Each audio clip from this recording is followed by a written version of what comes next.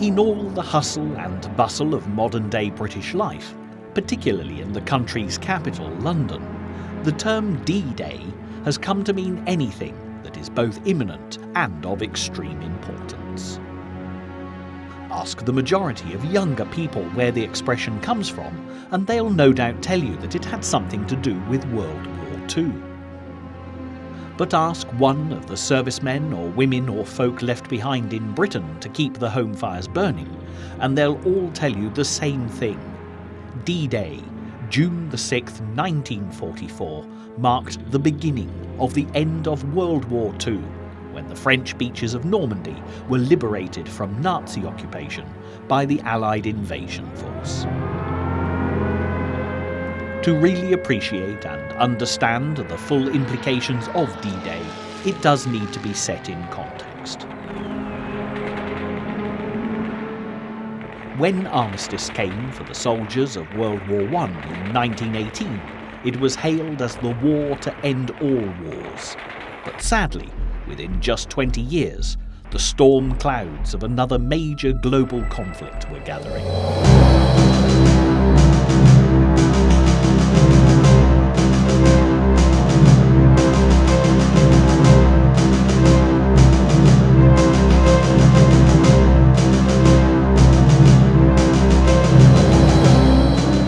When Germany surrendered, the Treaty of Versailles demanded such huge reparation to be paid as a war debt, forcing the German nation to accept sole responsibility for the hostilities. The peace was always going to be an uneasy one. A young Austrian by the name of Adolf Hitler had made something of a reputation for himself fighting for the German army, winning the Iron Cross for valour. But even at this early stage, there were rumours that a medical examination had found him to be psychotic. Hitler's views were horribly anti-Semitic, and he was not alone. With other like-minded ex-soldiers, he entered politics, offering the German nation, by then facing economic disaster, a scapegoat for all of their troubles: the Jews.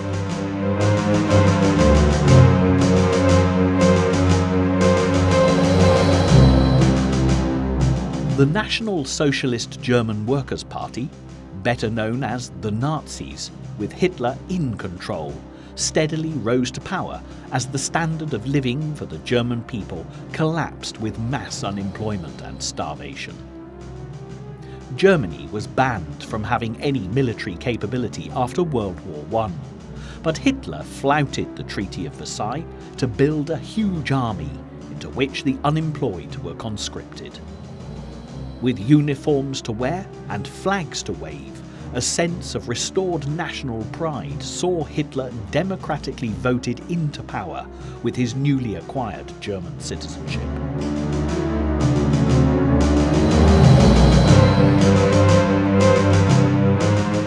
The rest of the world looked on with growing concern as Hitler firstly seized his homeland Austria in 1938 before targeting Czechoslovakia. The British Prime Minister, Neville Chamberlain, averted war in 1938 by appeasing Hitler, but it was only a postponement of what was sadly inevitable. By September 1939, the peace agreement had been completely violated by Hitler as he'd taken Czechoslovakia and compounded matters by marching into Poland.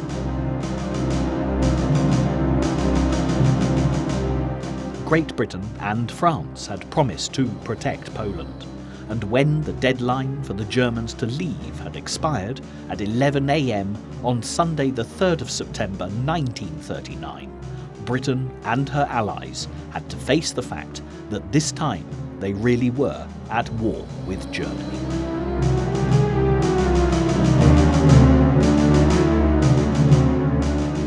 The early part of the war definitely went Hitler's way as he occupied Denmark, Norway, Belgium, Holland, and even France.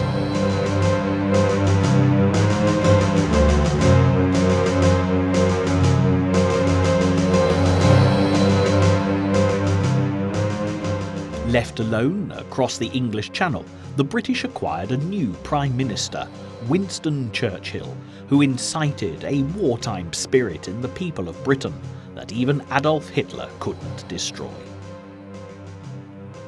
At Dunkirk, the Allies were driven out of France by the advancing Germans, leaving precious vehicles and munitions behind them, lucky to escape with their lives. A remarkable response from the civilians of the south coast of England saw a huge flotilla of tiny craft, including yachts, fishing dinghies, and even rowing boats cross the channel to help bring back the defeated stranded soldiers.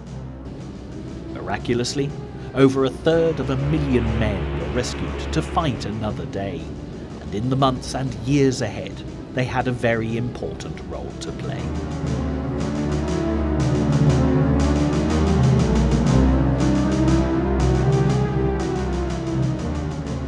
Through 1940 and 41, mainland Britain took a considerable bashing from Hitler, as with the Battle of Britain and the Blitz bombs every night, he first tried to invade the island nation, and then, when that didn't work, crush it into submission by fear. With Winston Churchill running the country, neither ploy was successful. Although with mainland Europe occupied by the Nazis, life in Britain was far from comfortable.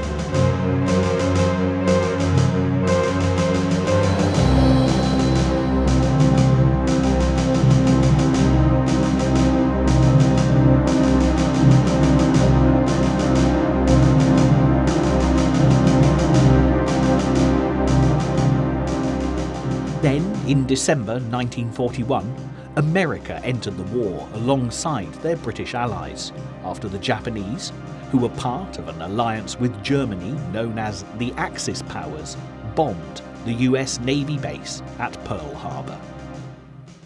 The world was at war against Adolf Hitler, and the battle raged on a global scale. Fighting in the Atlantic, the Pacific, North Africa, Europe, and on the Russian front continued through 1943. But as the new year of 1944 was rung in by Big Ben, the tide that had seemed set fair in Hitler's favour definitely started to turn.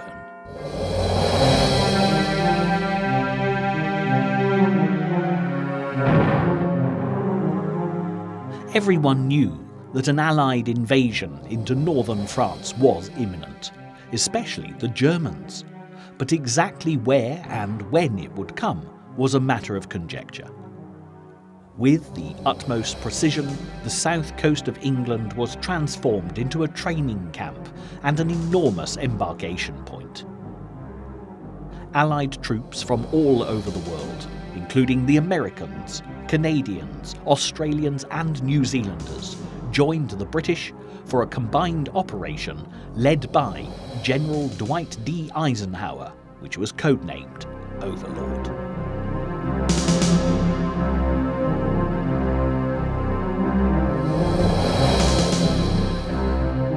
Keeping the D-Day landings, as they became known, secret was a matter of the utmost importance, because the element of surprise would be crucial to the invading Allied armies. British counterintelligence really played its part, convincing the Germans that the attack, when it came, would be at the narrowest point across the Channel, between Kent and Calais. In the build-up to D-Day, whenever a reconnaissance flight went over Normandy, two were sent over the Pas de Calais, and all German eyes were focused miles away from the beautiful beaches of Normandy that would all too soon be awash with blood.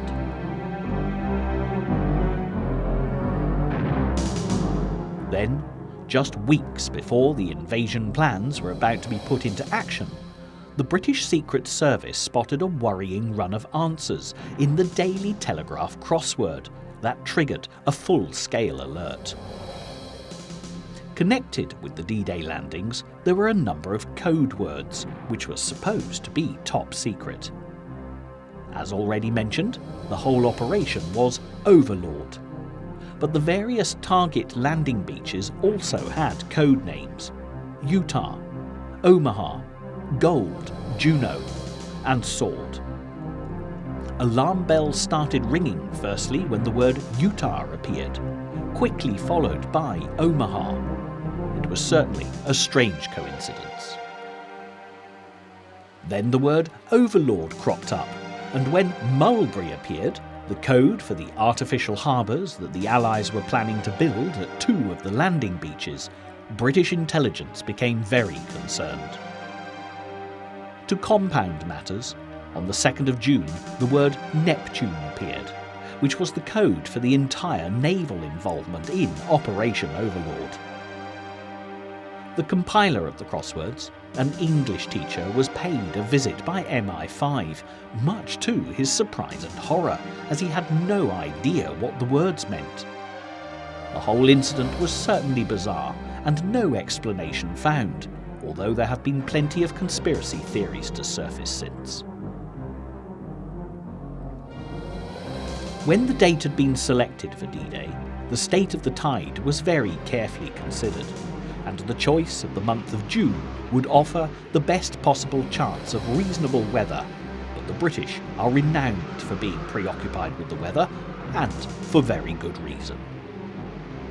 Quite unexpectedly, in the run-up to D-Day, the weather turned absolutely foul.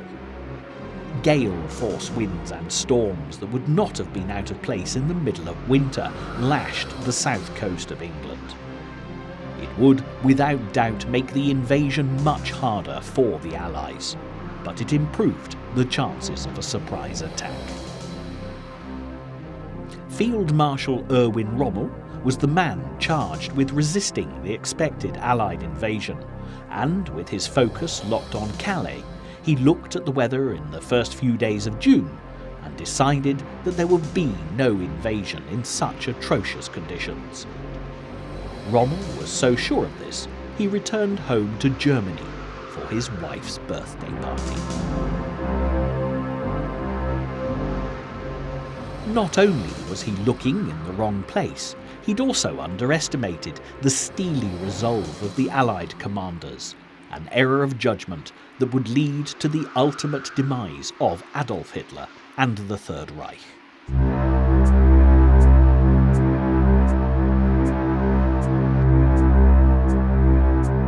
Getting word to the French resistance that the D-Day landings were imminent was a tricky business. But on the 1st and 5th of June, the BBC broadcast "The Long Sobs of the Violins of Autumn" and "Wound My Heart with a Monotonous Languor," the agreed messages to herald the invasion. Evidently, this was not such a well-kept secret, as the chief of German intelligence had been given a tip-off to this effect. When the strange words were heard, the Germans dismissed it as preposterous that the British would send such an important communication over the BBC airwaves. The planned date for D-Day had been the 5th of June 1944, but the Commander-in-Chief of the Allied Expeditionary Force, General Dwight D. Eisenhower, was forced to postpone the operation by a day due to the appallingly unseasonable weather. Things didn't look a great deal better for the 6th of June either, and with thousands of troops already aboard ship, Eisenhower had a very difficult decision to make. If the invasion couldn't go ahead on the 6th, it would be at least another fortnight before the conditions stood any chance of being right again for another attempt. Keeping the operation secret for that long, with the south coast of England in suspended animation, would be very difficult, if not completely impossible. Eisenhower showed resolutely why he had been made Commander-in-Chief when he took the decision to put Operation Overlord into action, despite the stormy seas that had to be crossed.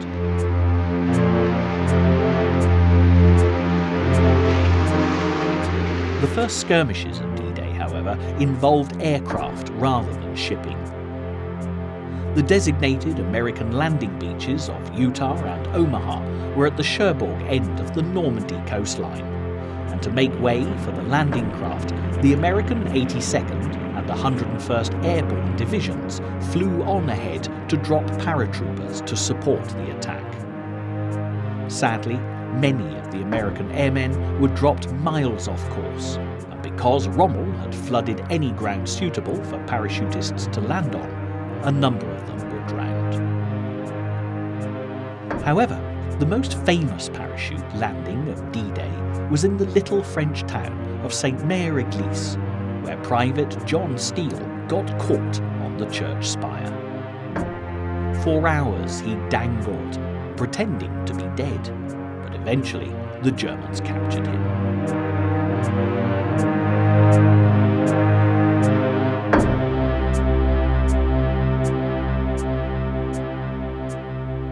At the other end of the landing beaches, close to Caen, the British 6th Airborne Division made a daring landing in wooden hawser gliders, perfectly on target to take the strategically important Pegasus Bridge.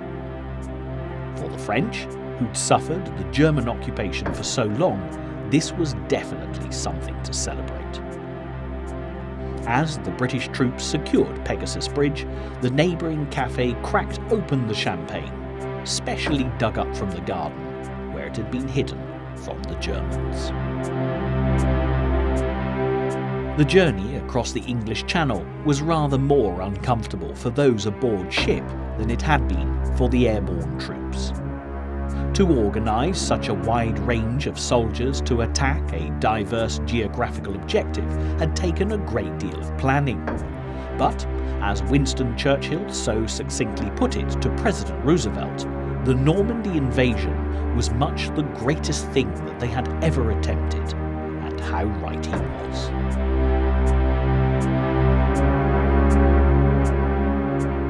There was no convenient port for the Allied invasion force to target, although the Utah landing beach was added almost as an afterthought because of its close proximity to Cherbourg.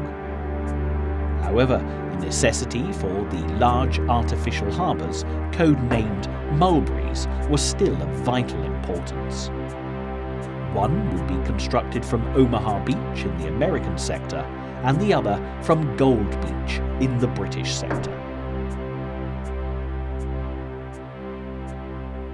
Also, the large troop-carrying ships could only get within a certain distance of the landing beaches. Therefore, it would be necessary for the soldiers, tanks and equipment to be put ashore on LCVPs, which stands for Landing Craft, Vehicle and Personnel.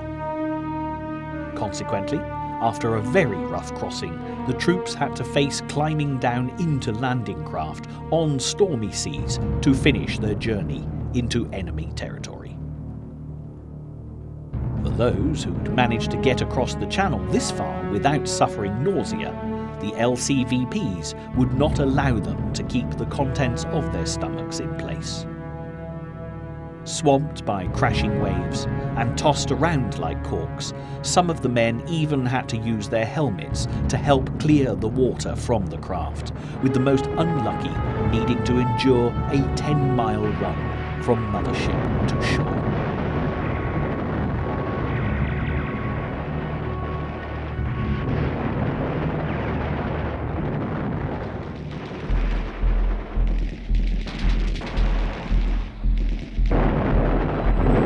The state of those who survived the LCVPs was poor, to say the least, as they were soaked, nauseous and very disorientated. It was no way to face an old friend, let alone a deadly enemy.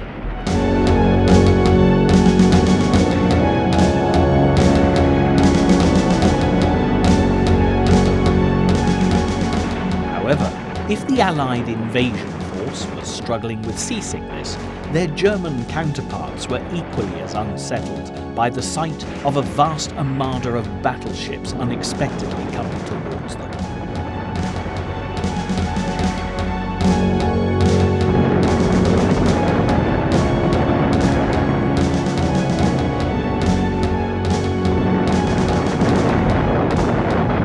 When news of the airborne attacks had reached the German commanders, they'd delayed any action because Hitler was sleeping and didn't appreciate being wakened. On this occasion, no doubt, he would have preferred to have been disturbed. Still, the Germans were convinced that there was nothing to worry about because of the weather, although, as time ticked on and the invasion fleet came into view, there was no denying the fact that they'd been taken by surprise. Vital hours had been lost, and it was one of the few pieces of good fortune that the cold, wet, seasick Allied servicemen could take heart from.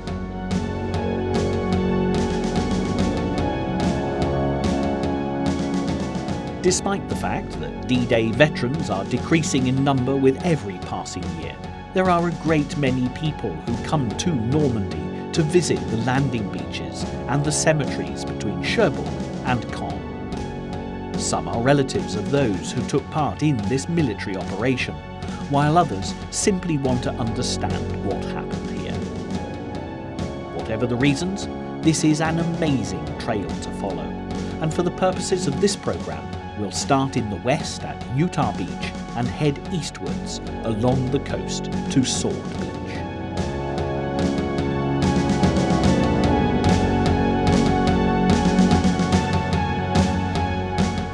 As dawn broke over Utah Beach, 30,000 American troops and 3,500 vehicles were ready and waiting to come ashore.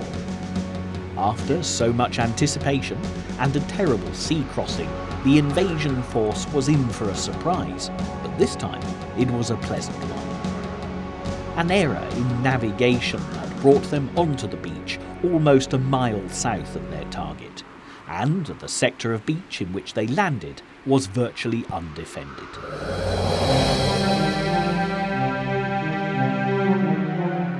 The beach was flat, the sand dunes low, and enemy gunfire was sporadic.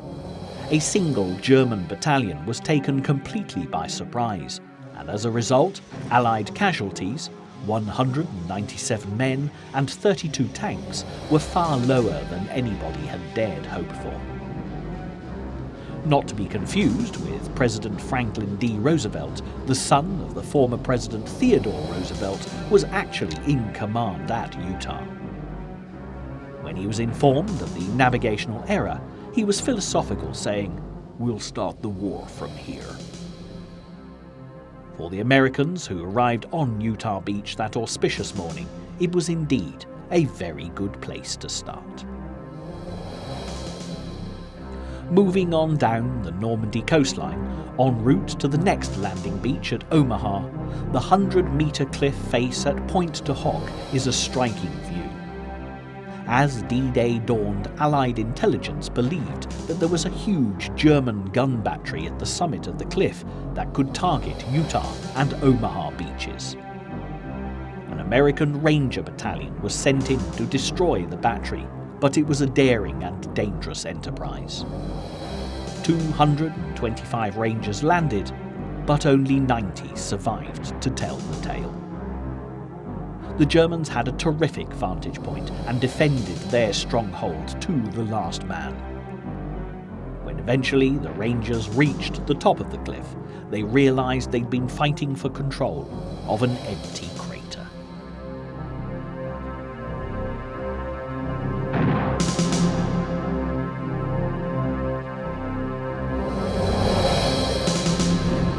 The big guns had all been moved further inland, making the 60% casualty rate for the mission a high price to pay. Yet, for the Americans, the worst carnage still awaited them, despite the fact that all seemed quiet as the landing craft approached Omaha Beach. Allied intelligence was again found lacking, as it was believed that there would be little German resistance to the advance, with troops made up with conscripted Russian and Polish prisoners of war. There was an elite German infantry division in Normandy, the 352nd. The Allies were convinced that they were at least 20 miles from Omaha. They could not have been more wrong in their assessment of what the American soldiers would face, because the 352nd German Infantry Division was ready and waiting on the cliff top above the beach.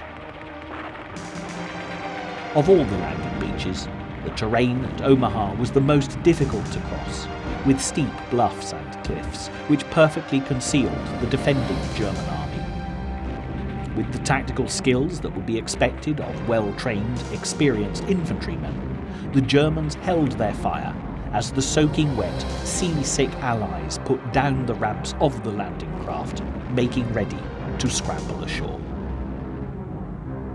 It was only then that the German guns started to attack the stranded Americans that were quite literally sitting ducks. This account, recorded by the US War Department's Historical Division, gives a harrowing description of what happened on Omaha Beach on that stormy June morning. Within 10 minutes of the ramps being lowered, A Company had become inert, leaderless and almost incapable of action. Every officer and sergeant had been killed or wounded. It had become a struggle for survival and rescue. The men in the water pushed wounded men ashore ahead of them, and those who reached the sands crawled back into the water, pulling others to land to save them from drowning, in many cases only to see the rescued men wounded again or to be hit themselves.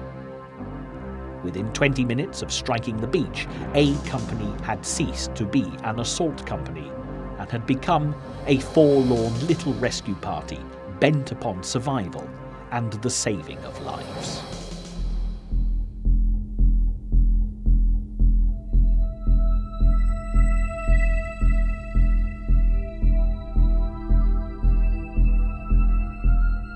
Omaha was very important because it linked the US and British invasion beaches, but the cost of the landing was very high.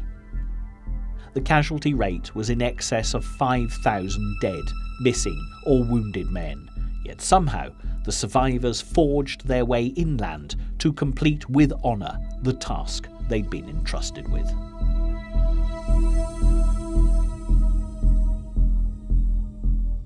As the Americans were facing the full horror of German supremacy on Omaha, the 50th Division of the British Second Army came face to face on Gold Beach with the inferior enemy troops that had been expected at Omaha.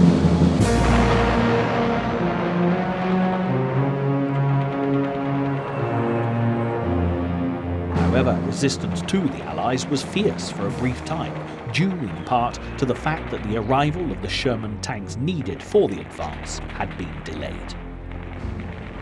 Unlike the Americans, the British deployed heavy armoured vehicles to clear obstacles and mines, the funnies and flail tanks being prime examples that were very effective indeed. The primary task of the soldiers on Gold Beach was to seize the seaside town of Arromanches and push on inland towards Bayeux, while making contact with the Americans from Omaha and the Canadians on their eastern side at Juno.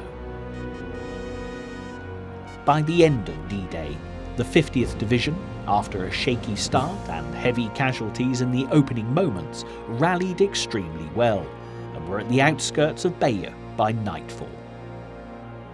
The individual heroism and bravery displayed by the men to achieve this was above and beyond the call of duty. This citation for CSM Stanley Hollis of the 6th Battalion, the Green Howards, who was awarded the Victoria Cross for his actions on Gold Beach, eloquently sums up the mood of the day. Wherever fighting was heaviest, CSM Hollis appeared, and in the course of a magnificent day's work, he displayed the utmost gallantry, and on 2 separate occasions, his courage and initiative prevented the enemy from holding up the advance at critical stages. It was largely through his heroism and resource that the company's objectives were gained and casualties were not heavier, and by his own bravery, he saved the lives of many of his men.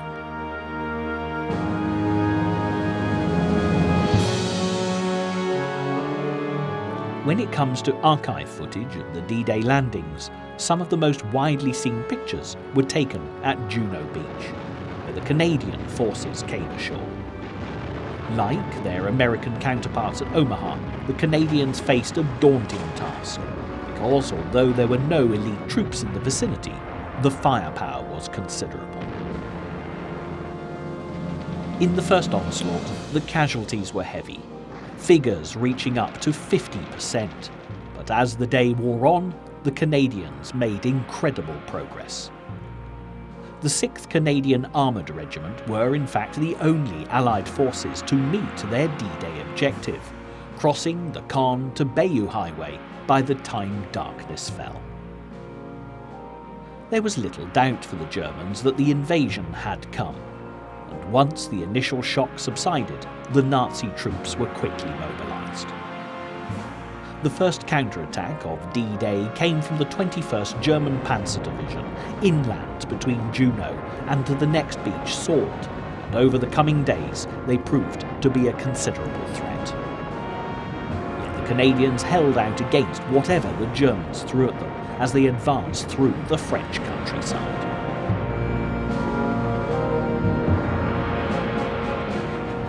The distance between Juno and Sword was relatively short, but conditions were nevertheless very different. The landing area on Sword was very concentrated, and with a swift incoming tide, there was considerable overcrowding. In the bottleneck of men and machinery, the German artillery were able to do significant damage, and for the soldiers disembarking from the landing craft, there was nowhere to go but straight into the fray.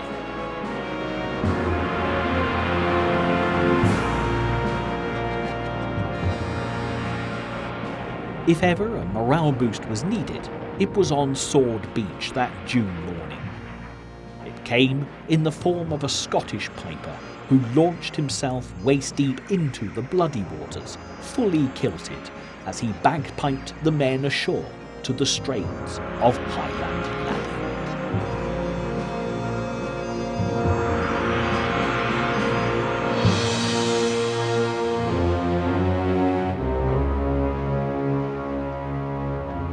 Once on the beach, and an obvious target for the Germans, the piper marched up and down Sword, playing on until all of his comrades were off the landing craft. One of the main objectives of the soldiers who landed on Sword was to join up with the paratroopers who'd liberated Pegasus Bridge, and it's said that the same piper played his rousing tunes all the way there. We can only hope that there was still some hidden champagne left at the cafe at Pegasus Bridge when he arrived.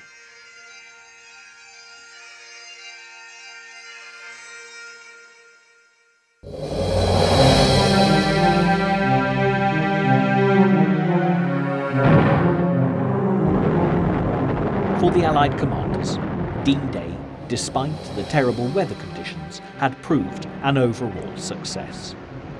Eisenhower's brave decision to give the go-ahead had been vindicated, and Winston Churchill had probably never been more pleased to be proved wrong when the casualty figure came in at half what he'd predicted.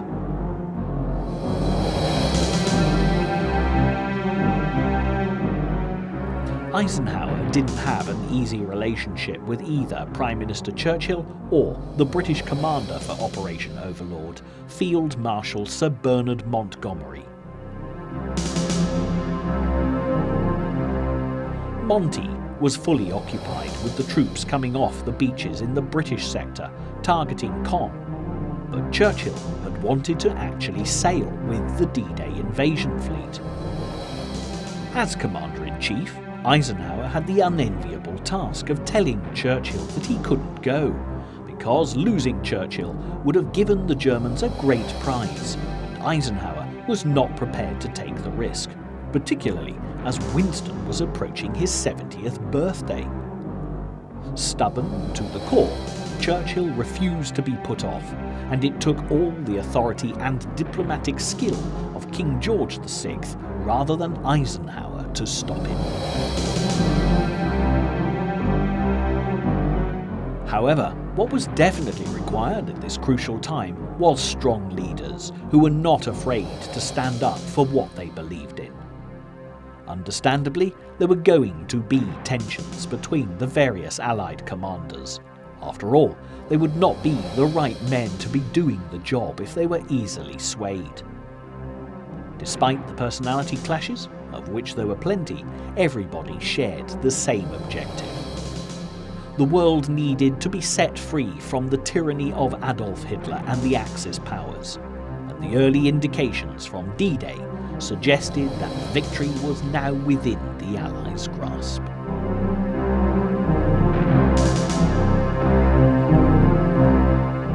As the D-Day invasion developed into the Battle for Normandy, the Allies systematically set about achieving their objectives. With the beachhead established, the two artificial mulberry harbours were towed across the English Channel and constructed at Arromanches on Gold Beach and at Omaha to provide the Allies with ports until Cherbourg could be liberated.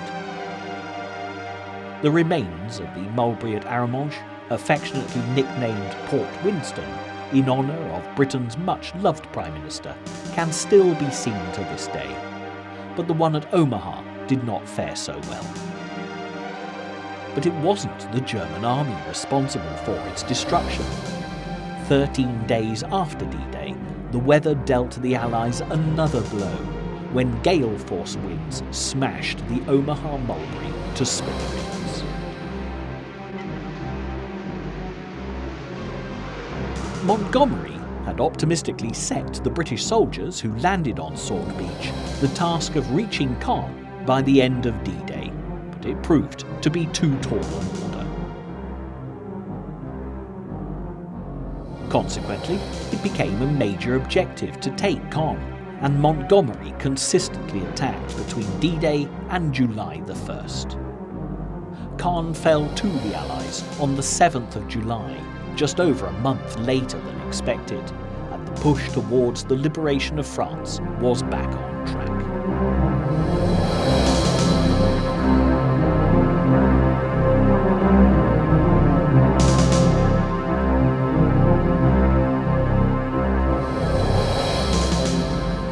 To the west, the soldiers that had fought their way off the beaches at Utah and Omaha had a relentless task, making their way through the French countryside, which was littered with ancient banks and incredibly thick hedgerows.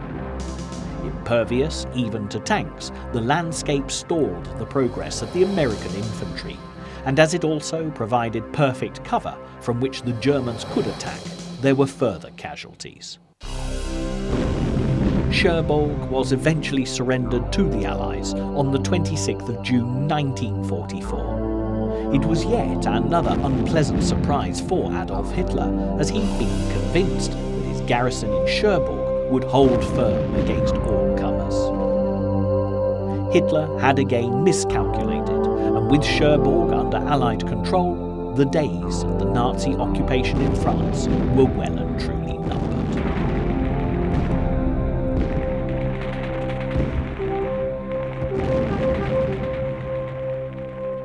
The breakout from the Normandy beaches to liberate the French interior was at times slow and very hard fought. By the middle of August, the bulk of the German resistance in the region had been eliminated. The beautiful city of Paris, that had been subjected to Nazi rule for 4 long years, was now in the Allies' sights, and the people of France waited anxiously for its liberation.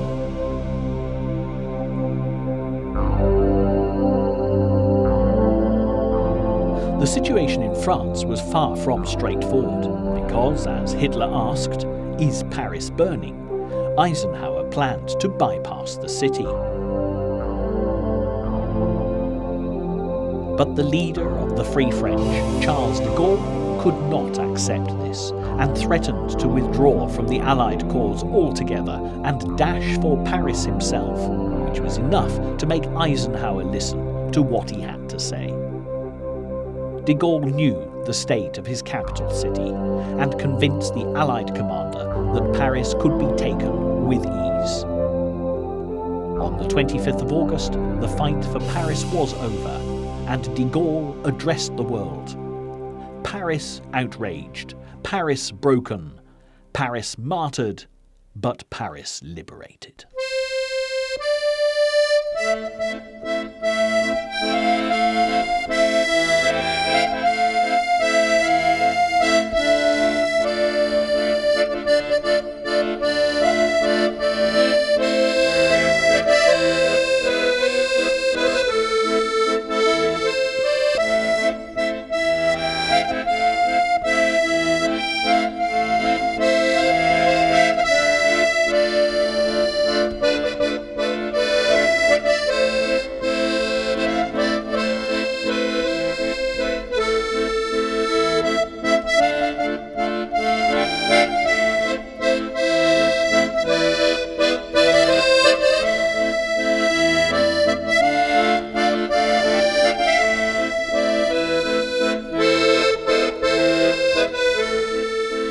The liberation of Paris was a great achievement, and for the French resistance, who'd fought so hard to undermine the German occupation, it was the very least the Allies could do. The secret nature of the work of the resistance means that there are countless unsung heroes who played their part in the D-Day landings, sabotaging German operations throughout France. Fighting as proudly as the soldiers, sailors and airmen who gave their lives to secure the Normandy beaches, we'll never know exactly how many members of the French resistance made their ultimate sacrifice to make the defeat of Adolf Hitler possible.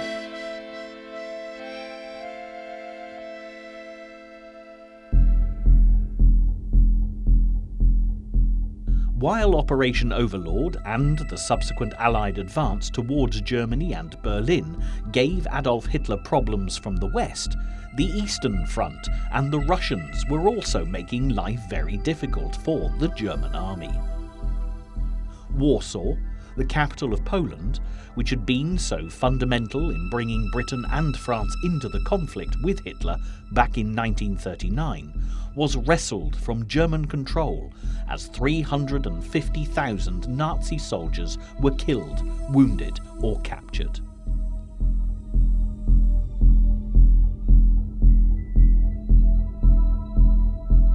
The Soviet army marched ever westward as the Allies battled their way towards Berlin.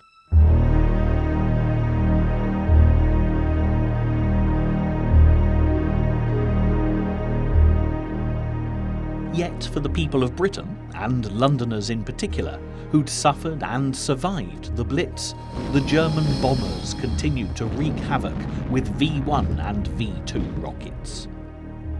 A retaliatory Allied bombing raid on Dresden caused equal devastation and took many innocent German lives.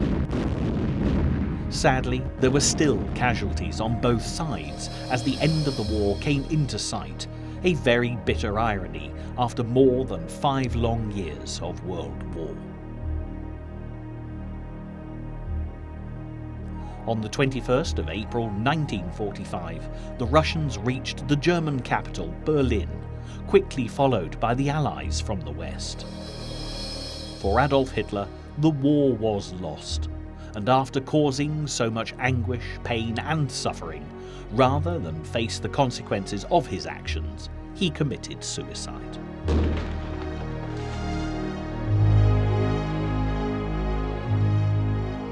The Nazi hierarchy fell like a house of cards, and Germany surrendered unconditionally on the 7th of May.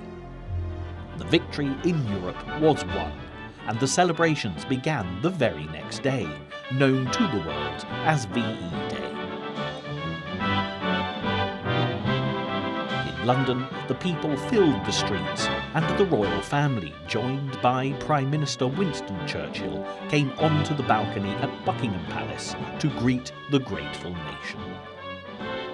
Throughout the country, in towns and villages, people joined together for street parties as children who hadn't even been born when the conflict started celebrated along with the elderly folk who never expected to live long enough to see peace in their time.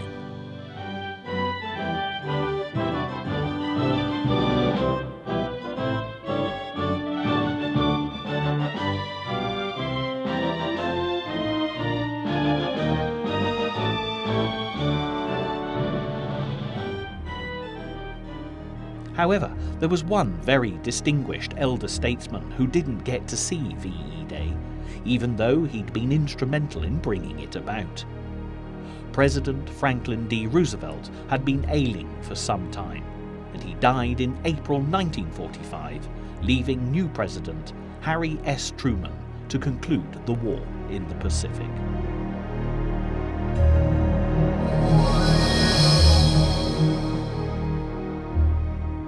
Unfortunately, the Japanese were determined to fight on, and were in no mood to talk peace despite the end of the war in Europe. Consequently, Truman was faced with an appalling dilemma. He could either mount a full-scale invasion of Japan, which would result in massive Allied casualties, or he could use the atomic bomb, which would decisively finish the war, but devastate thousands of innocent Japanese lives. Truman opted for the latter of the two evils, and on the 6th of August 1945, the first atomic bomb was dropped on the Japanese city of Hiroshima.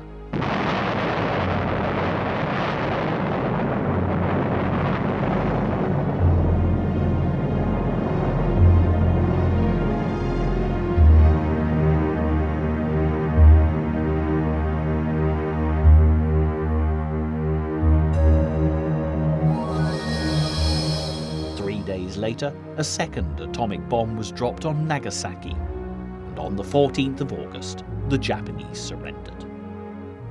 The Americans celebrated VJ, Victory Over Japan Day, and the world could rest a little easier as the biggest conflict in history was officially over.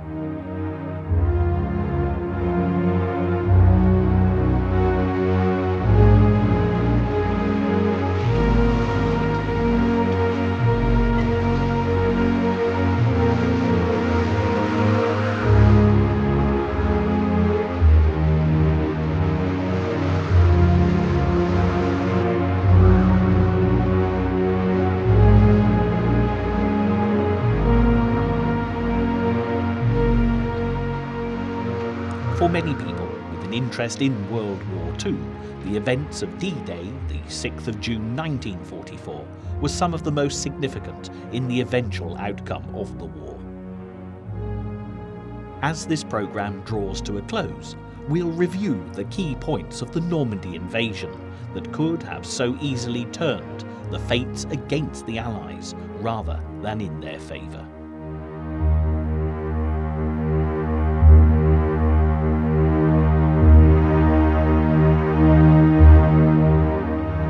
Intelligence and counterintelligence was critical, and although the Allies had the edge, it was a very close-run thing. Convincing the Germans that the attack was coming from Dover into the Pas-de-Calais was vital, and the efforts made to achieve this were meticulous.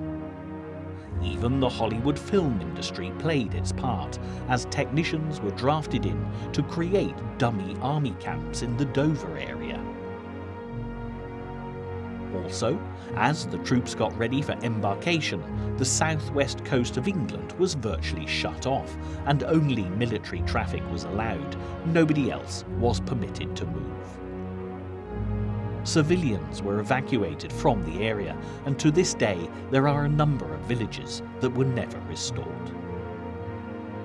A very unfortunate incident that remained top secret throughout the conflict happened at Slapton Sands along England's south coast. American troops were practicing for the Normandy landings when they were spotted by a German U-boat. Many American servicemen lost their lives in the ensuing attack, and the Germans were convinced that they'd wiped out a major part of the Allied invasion force. This all helped when it came to D-Day, keeping the element of surprise on the side of the invading Allied army. When you mention D-Day and the assault on German-occupied Normandy, the first thoughts that spring to mind are of the landing craft and the naval bombardment of the beaches. Yet the contribution of the RAF to Operation Overlord was crucial. Here you see a lovingly restored classic Spitfire.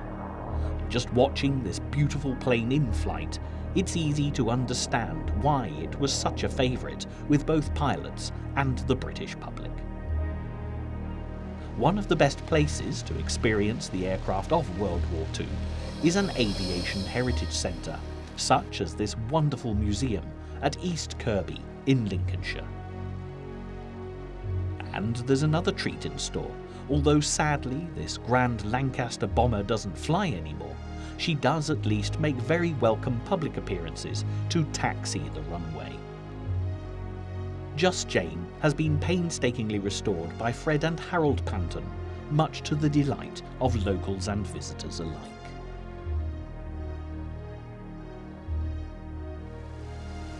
The roar of Just Jane's Merlin engines will bring memories flooding back for those that entrusted their lives to these aircraft back in World War II, whilst giving younger guests a real taste of the past.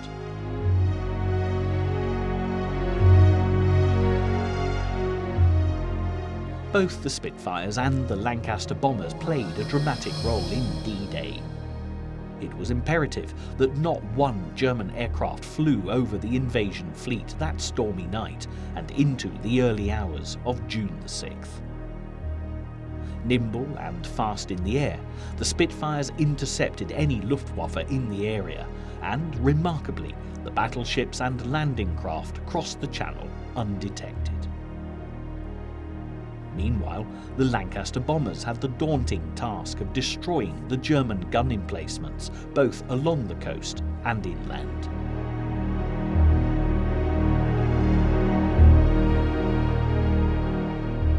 Watching Just Jane going through her paces here on this quiet Lincolnshire airfield, a quick detour to France and the Lange battery on the outskirts of Bayeux will show precisely what the Lancaster bombers had to face.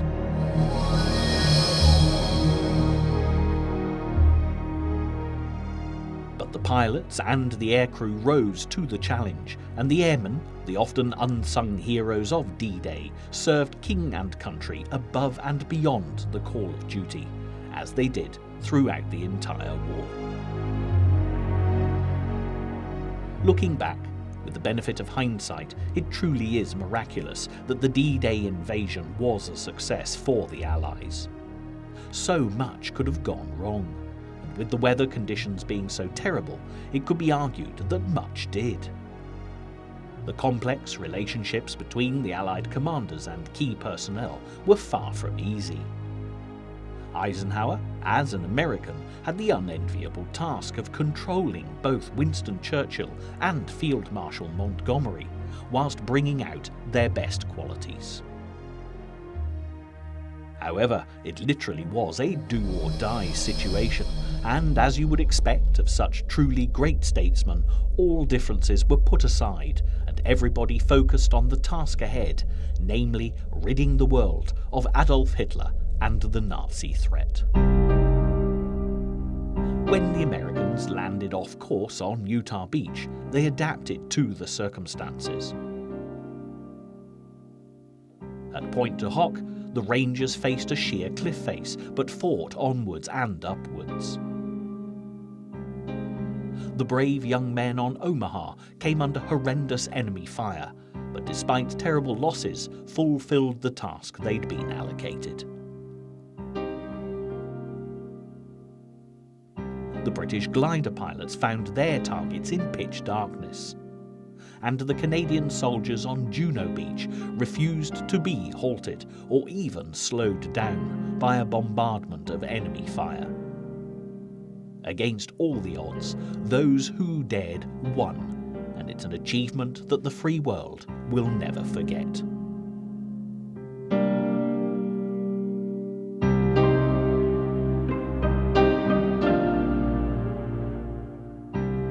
Throughout this programme, we've been watching archive footage shot on D-Day.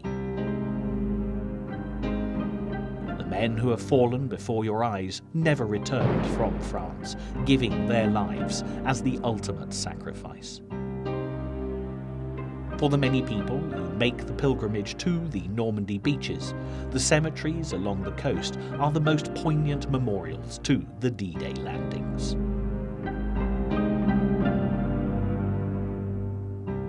The German cemetery at Le Combe is darkly moving, and when you see how many of the conscripted soldiers were boys of just 15 or 16, you realise what an international tragedy this really was.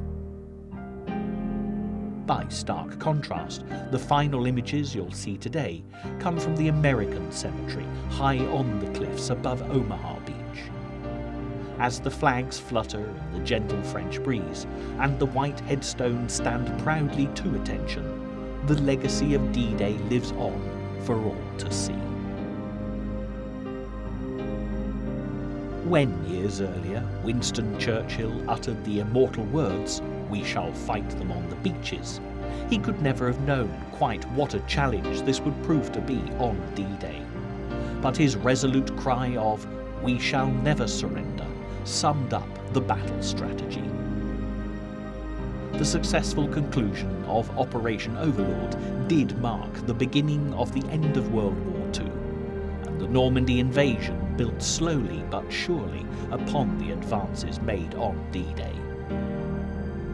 For as long as the story of D-Day and the brave souls who gave their all to save the world from tyranny continues to be told, their sacrifice will not have been in vain.